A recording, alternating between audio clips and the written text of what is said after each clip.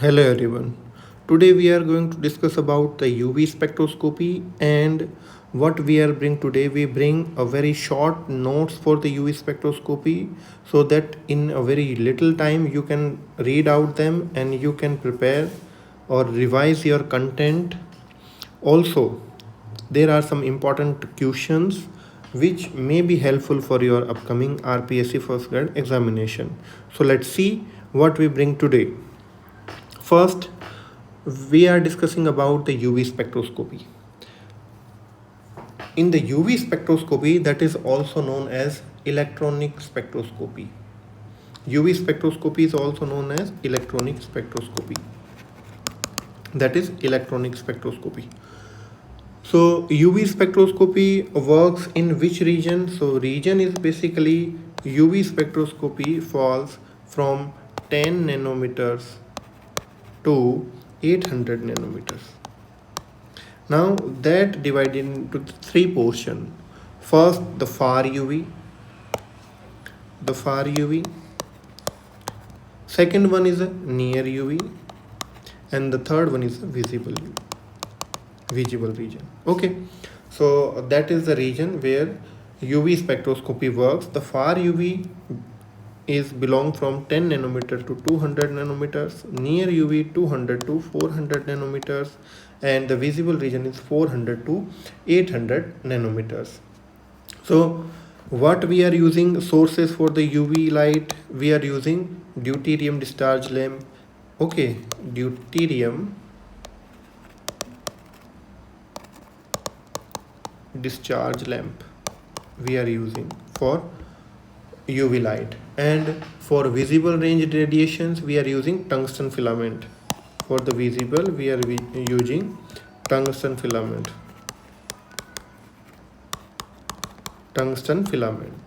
Right now there is a question which comes in my mind, that why there is a the UV spectra are broad like that, while in case of IR spectroscopy, NMR spectroscopy, the spectrum look like that, they are sharp.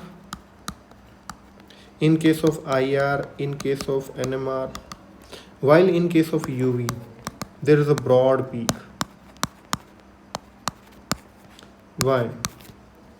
Reason is very clear, because whenever the electronic transition takes place, so in electronic transitions there are also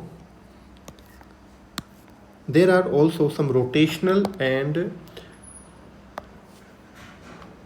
vibrational energy levels.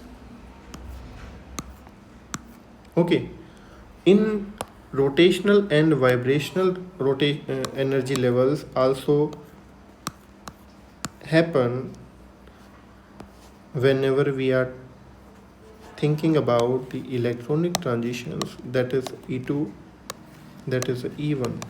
So whenever we are doing transition from ground state to excited state, then the rotational as well as vibrational energy levels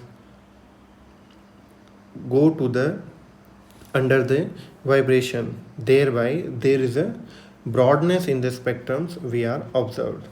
Okay, so how or on which principle UV spectroscopy basically works? UV spectroscopy basically works with Beard-Lambert law. Beard-Lambert law is a very simple. The statement of the Beard-Lambert law is A absorbance is directly proportional to the concentration and path of the cuvette. A is that A is equals to epsilon L C. The A absorption, epsilon molar extinction coefficient, path of the length, and path length, and C concentration. Okay, so how the Beard-Lambert law works for the solutions, or does it have some limitations? Yes, it has some limitations. So limitations are limitations for the Beard-Lambert law. That first one, the if there is a monochromatic light, it should be used. So if there is a no monochromatic light, then there is a deviation. So first condition is a monochromatic light. Second one is if solution undergo polymerization, then there is a deviation. So there should be no polymerization.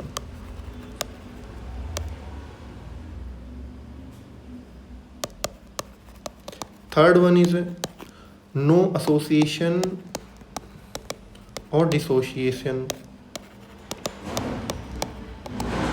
of colored compound or colored solute, right? Fourth one is if when solutions of the same color compound are kept for long time, for example certain period of time, their color decomposed and its intensity decreases. So deviation or discrepancies are observed when readings are taken. So after decomposition of colored. So in case of colored compound, if there is a decomposition, then there is a definitely deviation from the Beer-Lambert's law. Okay. Now we discuss about the transitions which we see generally in UV spectroscopy. So in the UV spectroscopy, we see there are four type of transitions we came across to the compound. First one is sigma to sigma star transition. That is sigma to sigma star transition. Second one is n to sigma star. Third to pi star, and fourth n to pi star. Basically these they have their own characteristic. Okay, here we know that sigma designated to the bonding molecules or anti-bonding, that star designated their anti-bonding orbitals. Similarly to the pi and pi star, the pi designated molecular bonding molecular orbitals and pi star designated to the anti-bonding molecular orbitals. Okay, so sigma to sigma star, as you see there are large energy gap. So the energy required for this transition is a very highest, thereby the wavelength of this transition is very low. What are the examples? Example is just like alkanes or saturated hydrocarbon. Saturated hydrocarbons are examples of sigma to sigma star transitions. Their transitions are less than 200 nanometers, or max to max there are 125 to 150 nanometers. There is exceptions that the cyclopropanes, in case of cyclopropanes we are getting lambda max 190 because of there is a high angle strain, so energy decreases and thereby lambda increases. That is an exception. Okay, while in case of all alkane and cycloalkane we are getting less than 150 nanometers. That is all about the sigma to sigma star transitions. Now we talk about n to sigma star transition. N to sigma star transitions basically takes place in case of where the non-bonding electrons are participated or the non-bonding orbitals are participated and they are transferring their electron densities to antibonding, sigma antibonding molecules, sigma antibonding orbitals. Okay, so let's discuss about n to sigma star transitions. In case of n to sigma star transitions, there is a maximum wavelength that is 150 to 250. Okay, the energy required is high, but compared to sigma to sigma star is low. Their transitions are forbidden. Okay, because there are selection rules which do not allow these transitions, thereby they are called forbidden. And just because they are forbidden transitions, so they have very low intensity. What are the examples of these compounds? The examples of just like saturated compounds with content heteroatoms like lone pair containing hetero saturated compound. These compounds are like haloalkane, alcohol, ether, amine, water, like that. Okay. Third one is the pi to pi star transition. In the pi to pi star transitions, they are again, the transition takes place from pi to pi star, and the electron from bonding pi to anti-bonding, they are allowed, and their energy required is a medium, and the typical wavelength is a 200 to 250, or in some cases maybe 300 nanometer. That depends upon the conjugation, that depends upon number of unsaturations. For example, all the alkenes, okay, all the unsaturated hydrocarbons. Okay, now the last category is n to pi star. The n to pi star transitions takes place from electron from non-bonding orbital to anti-bonding pi star orbitals. Okay, these are the forbidden transitions, and the energy required for these transition is very low, and basically the lambda max observed for these kind of transition is 250 to 700, max to max 700. And the under these categories, all the carbonyl compounds, they are belonging to n to pi star transition. So there is an energy order of these for these transition is sigma to sigma star maximum highest energy required, and n to pi star there is a lowest energy required for the transition. So I think that is a very clear for all of you. Now let us discuss about the chromophore and the oxochrome. What are those compounds? Chromophore and oxochrome are basically the compounds which are responsible for the colors. Okay, but we need to identify the both terms separately. First thing is chromophore. Okay, let's discuss about the chromophore. This one, chromophore, it is unsaturated functional group, right? Unsaturated functional group which is capable of absorbing UV radiations and responsible for imparting the color, right, to the compound. And examples, the compound containing chromophore, that is also known as chromogen. Okay, that is known as chromogen. Compound containing chromophore, also called as chromogen. So what is the function of chromophore? Function of chromophore is imparting color. First, impart color, and number two, absorbing UV radiation. These are two functions of chromophore. Now examples of chromophore, these are like alkene, carbonyl, alkyne, cyanide, nitro, carbonyl, thiocarbonyl, like that. These are the example of chromophore. Now second one is a oxochrome. Oxochrome is basically the compound, the unsaturated functional group which does not absorb radiation. Oxochrome does not absorb the radiation, but when it is attached to the chromophore, then cause shift to absorption to the longer wavelength and increase the intensity. Okay, that means the oxochrome, they do not absorb radiation,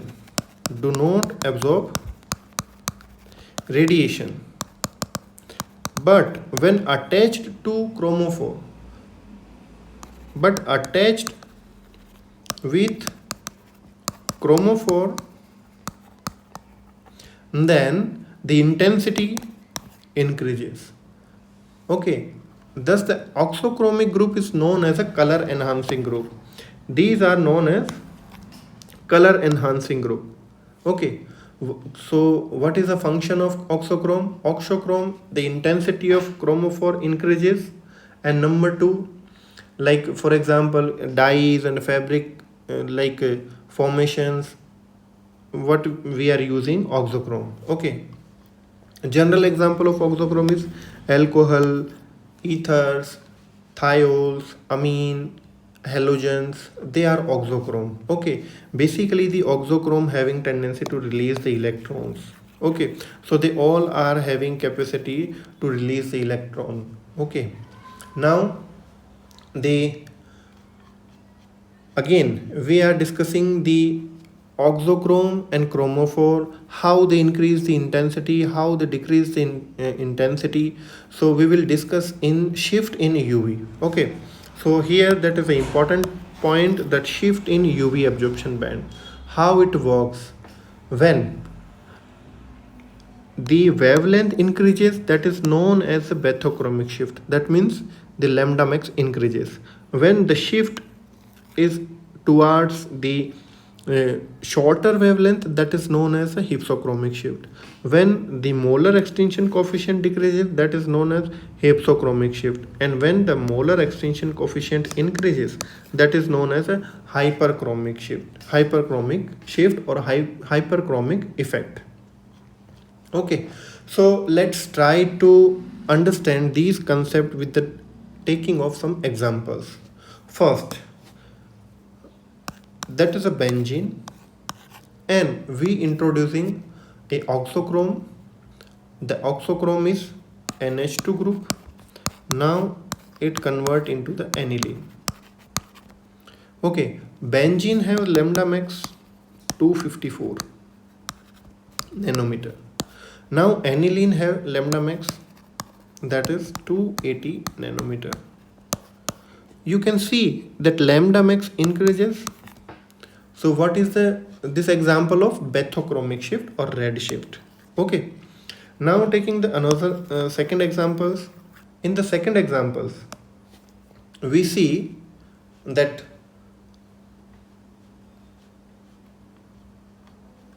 nitrobenzene, that is a nitrobenzene, and we attach the OH group to the nitrobenzene. Then we increase the conjugation and it form when para-nitrophenol treated in basic medium, then the para-nitrophenoxide ion form, and it increases the lambda max increases. That is also example of bathochromic shift. Now the example of hypsochromic shift, that means the blue shift. For examples, if we treat aniline in acidic media, as HCl, or that is acidic medium, then the lambda max we observed in case of aniline, that is a 280 nanometer. And when we treat aniline in presence of acid, then there is a quaternary ammonium salt formation, and that restrict the resonance, the lone pair delocalization through the benzene ring, that restrict, that means the energy increases and lambda max decreases. And that lambda max what we observed in case of anilinium ion, that is 203 nanometers. That is anilinium ion. Okay, so that is the example of hypsochromic shift or blue shift. Now what is happens when we introduce oxochrome to chromosome? Okay, for examples,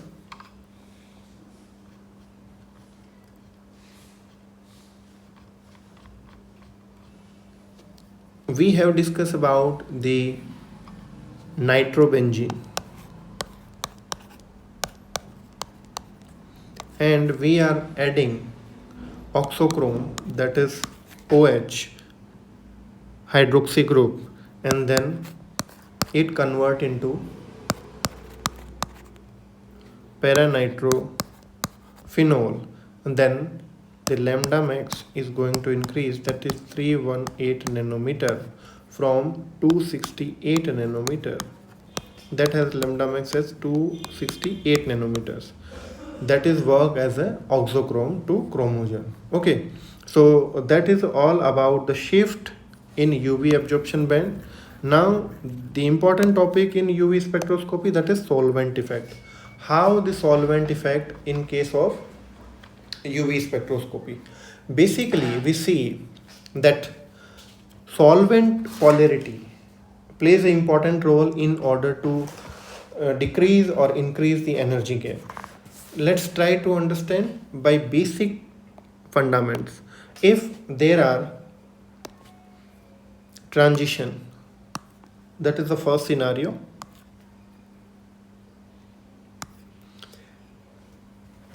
This is the pi to pi star transition, and we are taking in, that is in case of non-polar, and that is the energy difference in polar solvent. In the polar solvent, the delta E decreases and lambda max increases. In case of pi to pi star transition, pi to pi star transitions or sigma to sigma star transition, both are allowed transitions. So what actually happen? Actually, in case of pi to pi star transitions, the polar solvent helps the excited state of pi star or sigma star orbital more stabilized. Thereby, the energy difference is observed in case of polar solvent. That is all about the pi to pi star transition or sigma to sigma star transitions. While in case of n to sigma star transitions or n to pi star transitions, there is another phenomena. When we talk about n to pi star transition or n to sigma star transition, okay, so that is all about n to pi star transition and n to sigma star transition. That is the energy gap for both case delta E, and that is also energy gap delta E. This energy gap reported in non-polar solvent, that is the non-polar, that an energy gap measured in polar solvent. Okay, so in that case there is a non-bonding electron and there is the anti-bonding electronic level. What happens? Actually, the polar solvent stabilized more to the non-bonding orbital as compared to the excited state. The ground state levels are get more stabilized as compared to the excited state. Thereby, the energy gap as compared to the previous one increases and lambda max decreases. So in the previous case, there is a lambda max increases in case of pi to pi star transition, and in case of in case of n to pi star or n to sigma star transition, there is an increase in the energy gap and thereby lambda max decreases. Okay, so that is all about the solvent effect or effect of the solvent. Okay, there is an important topic or important point which is hydrogen bonding. How hydrogen bonding affect the lambda max. For example, if we report the any alkyl halide, okay, then the lambda max, suppose it is 100 nanometers. When a solvent we are selecting which have the hydrogen atoms and that hydrogen atom attached to the electronegative atom and participating in hydrogen bonding. So for example, water, then the water molecules will show hydrogen bonding with this, and then this lone pair will get busy with hydrogen, and thereby the N to sigma star transition, the energy increases and lambda max decreases. Okay, so that is the effect of hydrogen bonding. Number two, effect of conjugation. What happen when we increase the conjugations? So we will see that when we increase the conjugation, then lambda max increases or decreases. So here you can see that when we increase the conjugation, then lambda max value increases. Okay, so in case of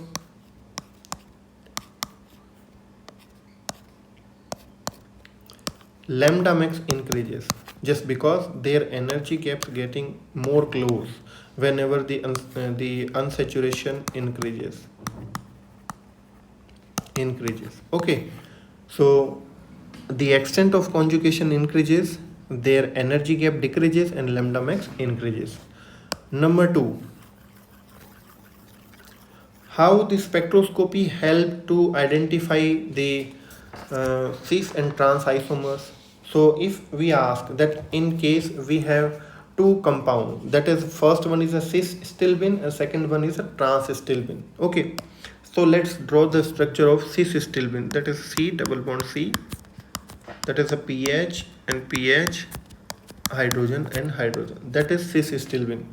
And another one is a trans stilbene, that is C double bond C, and the both phenyl ring attached trans to the each other. Okay, so here you can see both phenyl ring are bulky, thereby their repulsion restrict their conjugation, and thereby their lambda max decreases.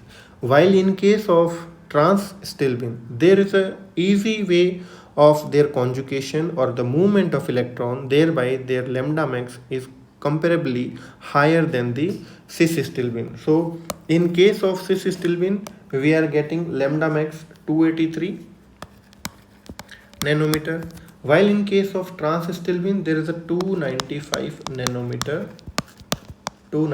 nanometers, right? And that is all about the study of geometrical isomers, and we have also seen the extent of conjugations, we have seen the nature of hydrogen bonding or effect of hydrogen bonding, and the last topic of this UV spectroscopy, because in your syllabus there is a particular line mention the application of spectroscopy in structure elucidation of organic compound.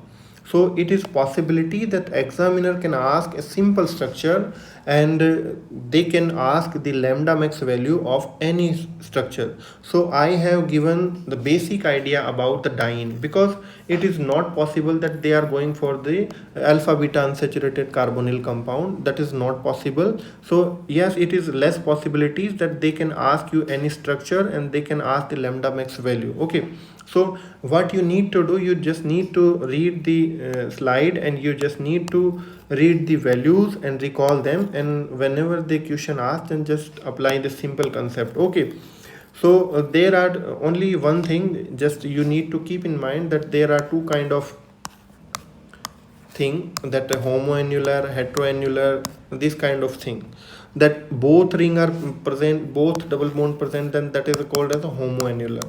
Okay, you already know very well, when they both are present in the different ring, then that is called as a heteroannular.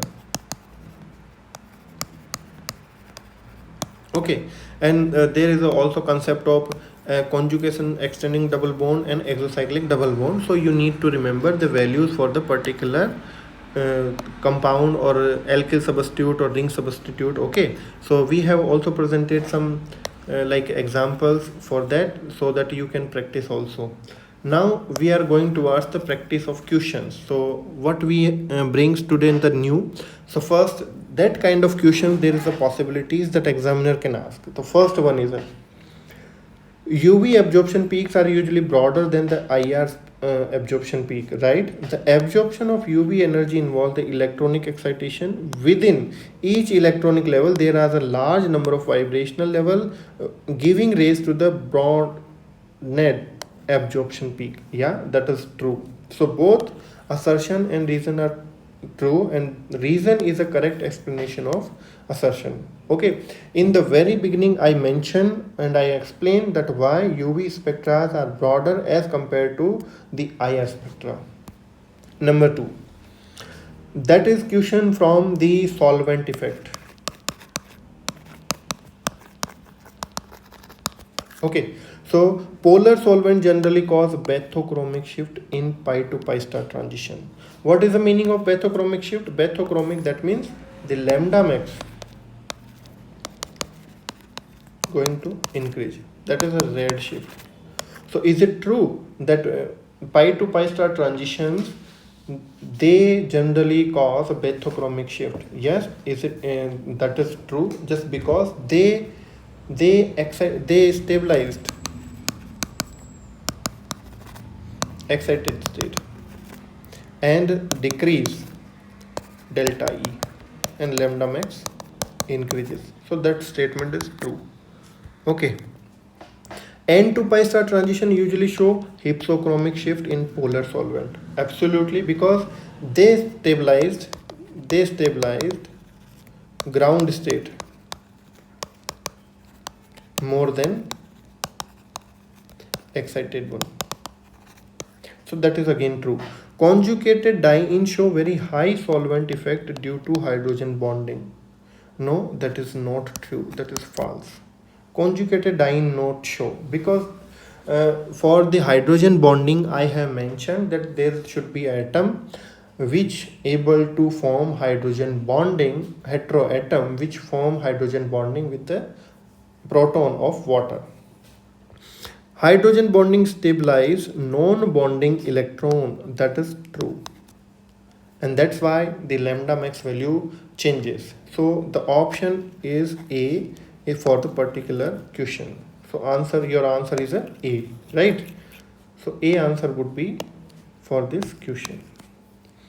Second question is acetone show, that is again from solvent effect, right? So this type of questions they may ask. Solvent effect. Acetone show hypsochromic shift N to pi star transition in water compared to hexane. Water stabilizes the lone pair electron of oxygen by hydrogen bonding. So both are true, and that is the correct explanation of A. Okay. Next one. In the UV visible spectroscopy, absorption spectrum of alpha beta unsaturated carbonyl compound with increase the solvent polarity. Option N to pi star transition undergo hypsochromic shift and pi to pi star undergo bathochromic shift. We know in that case of alpha beta unsaturated carbonyl compound we are getting pi to pi star transition and N to pi star transition. So that is again the same type of questions which is related to the polarity of the solvent. So that is go hypsochromic shift absolutely, and pi to pi star go bathochromic shift. That means that is show red shift and that is blue shift. So both that is true. A answer. Now these are few questions which I made for you, that is only for the practice. That is the chances that this type of questions, matching questions, they can ask. The main reason for asking this type of questions so that they can waste your time and to get more confused the students, that is only. Okay, so you just need to do practice and you can put the answer, that is I have written the answer in the below the questions. Okay, so that is again the similar type of questions, and you can take the screenshot and you can like comment your answer in the below section. Next again, that is also similar to the previous two questions, and that is related to the transition of the UV spectroscopy.